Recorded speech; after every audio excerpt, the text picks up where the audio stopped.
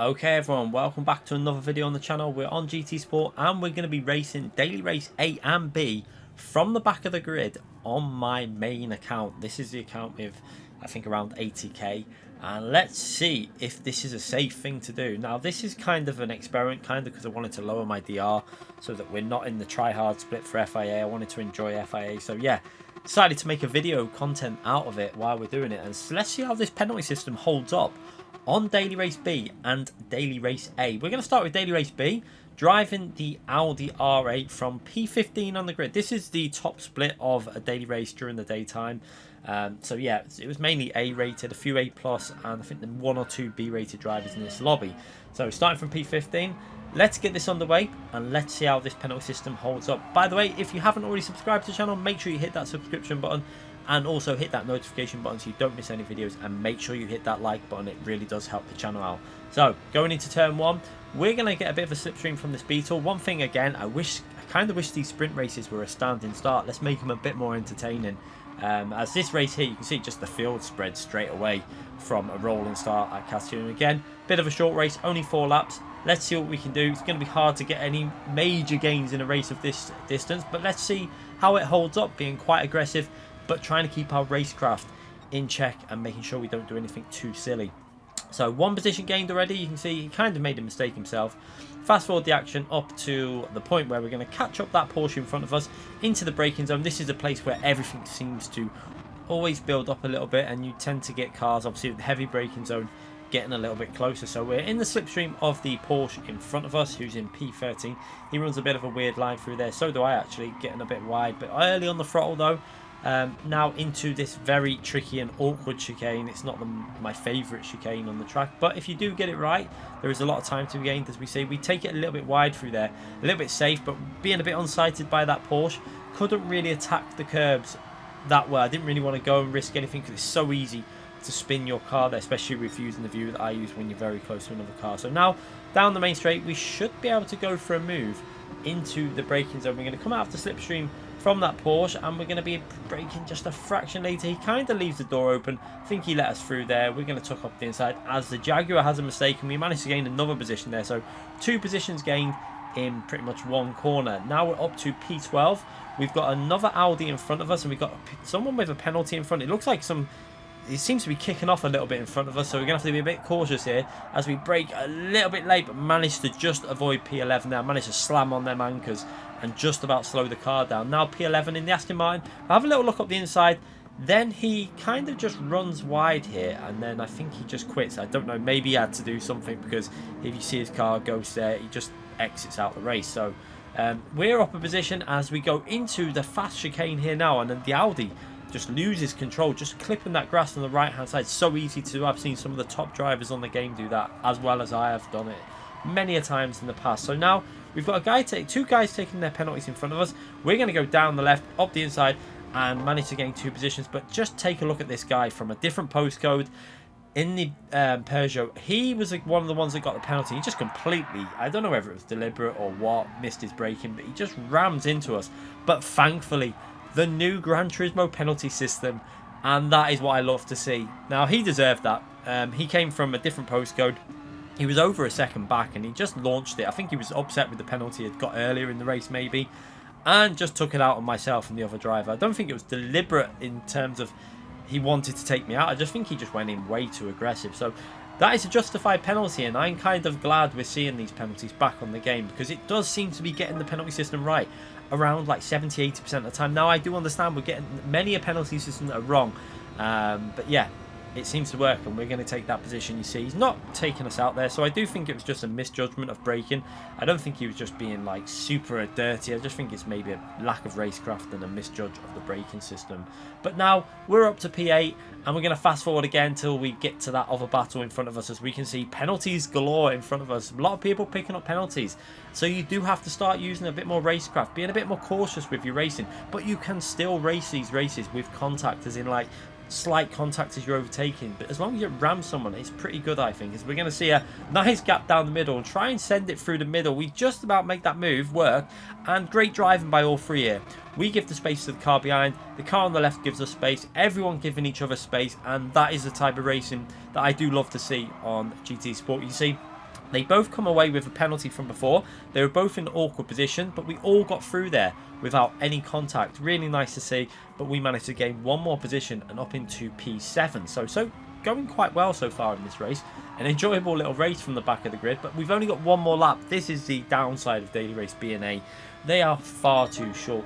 I'm actually going to be bringing you a video very soon on the channel about what I would like to see for the daily races in GT7 as we work our way down into turn 1. We go for the old fake up the inside, brake nice and late. He gives us again great space. We then give him the return of the space on the inside of the corner, side by side through the first part. We managed to get the exit with the Audi's acceleration and another nice move done. So yeah, that is what I like to see on GT Sport. You know, doesn't matter whether it's a daily race or FIA, nice respectful racing, and up another position. And now we're going to head off and see if we can get ourselves into the top 5. It's going to be very difficult though. You can see we're in P6 going into the last lap. We're going to fast forward here and then into the braking zone. You can see we just about pick up the slipstream here when we get the first bit of clean air. The lap times have been very slow so far because obviously we've been battling away with other drivers, but we actually got a bit of clean air on that lap then through the middle sector, and we've managed to catch P5 up, and now we're right behind them. Can we get close enough to go for a move? I was thinking of sending one here. You can see I had a little look and I thought no, that would just be plain silly. There's no point risking that there. We'll just sit behind him, see if we can get a better exit, get the slipstream, and see if we can maybe get past him. But no, he did that really nicely through there. He got nice and smooth. He didn't bottle it. He kept it nice and smooth, and we take a P6. So an enjoyable race, and it's proof that you can have fun now on daily races. I think even on your main accounts, you do still have to be cautious though as we enter Daily Race A from the back of the grid. This is going to be a very risky one. This is one that a lot of people tend to avoid, but I have to tell you, give these Daily Race A's a go, because although this race is too short, you can have so much fun on these races. I've had quite a bit of fun on this race this week. So starting from the back, P9 on my main account again. This was the first race that I jumped into, so not much practice in terms of getting used to the car. As we look behind us there, the yellow Porsche just rammed into the white Porsche, which then hits the P6, who then hit the yellow Porsche that's in P7. Unfortunately, the guy got the penalty in P6. He didn't deserve that. Now, that is an example of the penalty system getting it wrong, but you have to look at how complicated that system was. There's chaos going off in front of us here. We're going to stay to the left and trying to avoid all that. We don't want to pick up any penalties. So, yeah, we're trying to avoid all that. But, yeah, again, that's the case of the penalty system just not really being able to pick up the 4 different contacts that went on in that situation. So yeah, not much you can do. As we go for a move on the inside here, and this guy clearly did not want to be passed, tries to push me off the track, but luckily I managed to keep my left hand tyre on the track, and yeah, we keep that position as we got a driver in front of us. I think that's Tibbs there, has a penalty. We're going to try and hang it round the outside of P5 and up to P5 in one lap. So from P9 to P5 in one lap, quite an enjoyable first lap. And I say they are quite chaotic, these races, but what I found is the front battles do tend to be a little bit cleaner. So yeah, if you do set a reasonable lap time as we go defensive into the braking zone, manage to hold that position, and now we're going to head off at P4. Yeah, if you do set a lap time, you can have quite a lot of fun in the daily race A's. I've said it before, I'll say it again, some of the best racing I've had on GT has actually came from a daily race A. So get yourselves in them. Sometimes you can have a lot of fun. Give it a try. You might be put off by this car, but I will tell you, once you get the hang of this car, it is a really enjoyable car to drive around this track because it loves to drift. And when you get it right, it feels good because you're sliding through corners. You see there the car twitching away, and it's so much fun, I have to say. You just give it a try and you might enjoy it. So now we're up to P4 in this race. Can we get ourselves... Sorry, P5 I think we're up to. Can we get ourselves into P4? We're going to follow the slipstream of this yellow Porsche in front of us and see if we can go for a move anywhere. It's going to be very tricky though. This track, although it's got weak slipstream on in daily race A, it's a quite hard track to actually get into an overtaking zone. As we see the leaders, this corner is actually quite tricky with this car. You have to be so cautious through there. And yeah, into the braking zone, we see P2 and P3 having a bit of a scrap there. P1's got a bit of a gap and seems to be pulling away from that little battle that's going on behind him. But yeah, let's see if we can get into P4 in this daily race A from the back. It's been quite enjoyable. It's been a little bit chaotic on lap 1, but so far we've survived it without a penalty. So going through here now, we've got midway through the race now, halfway through the race, and we're getting very close to P4 as the car so twitchy through these corners. You can see almost drifting through the corners, and this is why I kind of enjoy it. It's not my cup of tea in terms of handling, but this guy in front now, just look at that for a savage dive by P3. Now, this is one thing I want to see with the penalty system, and I've seen it a few times. as I've noticed, that guy from P4 did the Savage Dive and would normally have got a penalty if he kept the position. However, because P3 managed to get back past him, I noticed that he didn't get the penalty.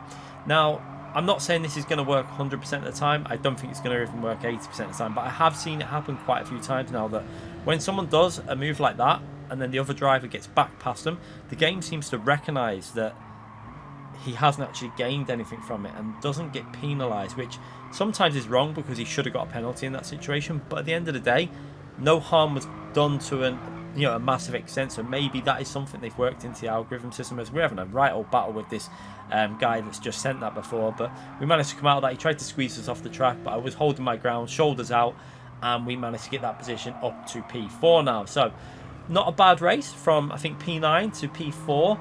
And now we're going to see if we can catch up to P3. It's going to be very difficult though, so we're going to have to go defensive into this corner. After what I saw the previous lap, I was not going to give him the opportunity to send it there. And now it's just about holding on, get a bit of a slipstream on this lap, and maybe see if we can catch up to P3. But yeah, it's going to be difficult. We've got quite a big gap, nearly 1.3 seconds.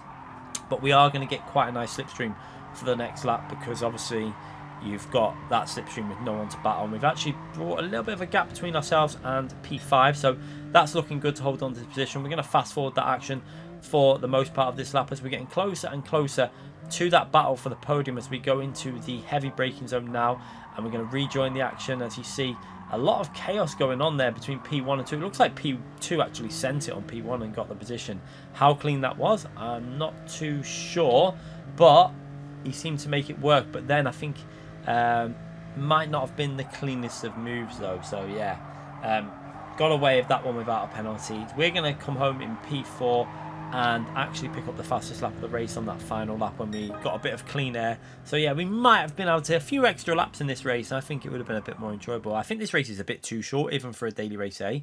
I think in the past they've been a bit longer than that. I think it's only a 5-minute race when it finishes. It's like you get it in the 5 minutes, which, yeah, in my opinion, I think this race could have been at least 1 lap or 2 laps longer, and this is something I'm going to be looking at for a video with regards to GT7. I want to go over some ideas that I have with you lot. So yeah, if you did enjoy this video, please subscribe to the channel, hit that notification button, hit the like button, share the video, and comment in the comment section. Thanks again for watching, everyone. Bye.